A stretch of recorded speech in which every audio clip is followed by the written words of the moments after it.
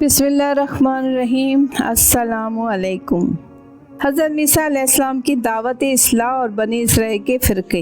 اللہ تعالیٰ نے حضرت عیسیٰ علیہ السلام کو انجیل عطا کی تھی اور یہ الہامی کتاب دراصل تورات ہی پر قائم تھی، مگر یہود کی گمراہیوں، مذہبی بغاوتوں اور سرکشیوں کی وجہ سے جن اصلاحات کی ضرورت تھی، اللہ تعالیٰ نے حضرت موسیٰ علیہ السلام کی معرفت انجیل کی شکل میں ان کے سامنے پیش کر دیا تھا۔ حضرت موسیٰ علیہ السلام کی آمد سے پہلے یہود کی اتحادی اور عملی گمراہیاں اگرچہ بے شمار حد تک پہنچ چکی تھی اور حضرت موسیٰ علیہ السلام نے مبعوث ہو کر ان سب کی اصلاح کے لیے قدم اٹھایا، تاہم چند اہم بنیادی باتیں خصوصیت کے ساتھ قابل اصلاح تھیں، جن کی اصلاح کے لیے حضرت موسیٰ علیہ السلام بہت زیادہ سرگرم عمل رہے۔ نمبر 1، یہود کی ایک جماعت کہتی تھی کہ انسان کے اعمال نیک و بد کی سزا اسی دنیا میں مل جاتی ہے، باقی قیامت،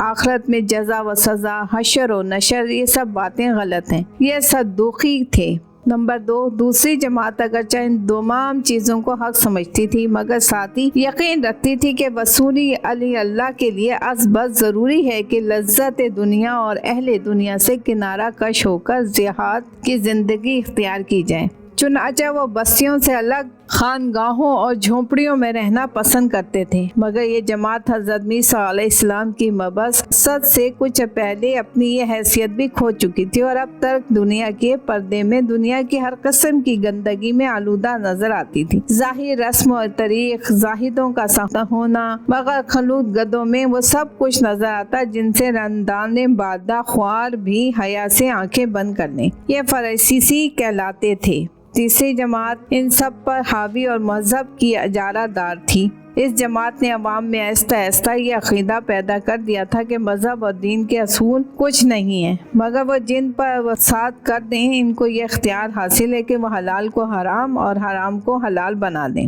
احکام دین میں اضافہ یا کمی کر دیں، جس کو چاہیں جنت کا پروانہ لکھ دیں اور جس کو چاہیں جہنم کی سند تحریر کر دیں۔ اللہ کے یہاں ان کا فیصلہ اٹر اور انمٹ ہے۔ خدا بنی اسرائیل کے اربابا من دون اللہ بنے ہوئے تھے۔ تورات کی لفظی اور معنوی ہر قسم کی تحریف میں درجہ جری تھے کہ اس کو دنیا طلبی کا مستقل سرمایہ بنا لیا اور عوام و خواص کی خوشنودی کے لیے ٹھہرائی ہوئی قیمت پر احکام دین کو بدل ڈالنا ان کا مشغلہ دینی تھا۔ یہ احبار، یہ فقیہ تھے، یہ تھیں وہ جماعتیں اور یہ تھے ان کے عقائد و اعمال جن کے درمیان حضرت موسیٰ علیہ السلام مبعوث ہوئے اور جن کی اصلاح حال کے لیے ان کی بعثت ہوئی۔ انہوں نے ہر ایک جماعت کی فاسد عقائد و اعمال کا جائزہ لیا، رحم و شفقت کے ساتھ ان کے نقوص پر نکتہ چینی کی، ان کو اصلاح حال کے لیے ترغیب دی اور ان کے عقائد اور افکار، ان کے اعمال و کردار کی نجاستوں کو دور کر کے ان کا رشتہ خالق کائنات اور ذات واحد کے ساتھ دوبارہ قائم کرنے کی کوشش کی، مگر ان بدبختوں نے اپنے اعمال سیاہ کی اصلاح سے یکسر انکار کر دیا، اور نہ صرف یہ بلکہ ان کو مرثا ضلالت کہہ کر ان کی دعوت حق و ارشاد کے دشمن اور ان کے خلاف سازش کر کے ان کی جان کے درپے ہو گئے۔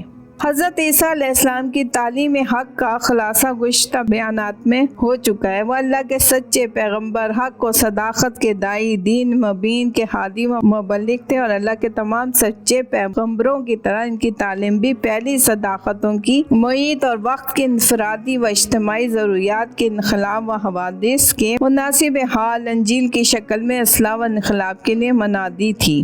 توحید خالص معرفت کے لیے بلا واسطہ تقریب، محبت و شفقت، رحمت، عفو کی اخلاقی برتری ان کی پاک تعلیم کا نچوڑ تھا، لیکن انسانی انقلابات کی ذہنی تاریخ میں اس سے زیادہ حیرت اور تعجب کی کوئی بات نہ ہو کہ حضرت موسیٰ علیہ السلام کی مقدس تعلیم کے نام پر موجودہ توحید کی جگہ تسلیت، معرفت حق کے لیے ابنیت کا عقیدہ، نجات کے لیے علم و عمل کی دستکاری کی جگہ کفارے پر ایمان جیسی مشرکانہ اور جاہلانہ بدعت کی تبلیغ اور نشر و اشاعت میں سرگرم عمل ہے۔ اللہ رب العزت ہر مسلمان کو حضرت محمد مصطفیٰ صلی اللہ علیہ وآلہ وسلم کی اتباع کی توفیق عطا فرمائے اور روز قیامت حضور کی شفاعت نصیب فرمائے۔ اللہ تعالیٰ کی رحمتیں اور برکتیں حضرت عیسیٰ علیہ السلام پر اور ان کی والدہ صاحبہ حضرت مریم علیہ السلام پر اور ان کی راہ چلنے والوں پر تمام مخلوق کی تعداد سے خربوں گنا بڑھ کر امت محمدیہ کی طرف سے سلام ان کو بے حد و حساب، آمین۔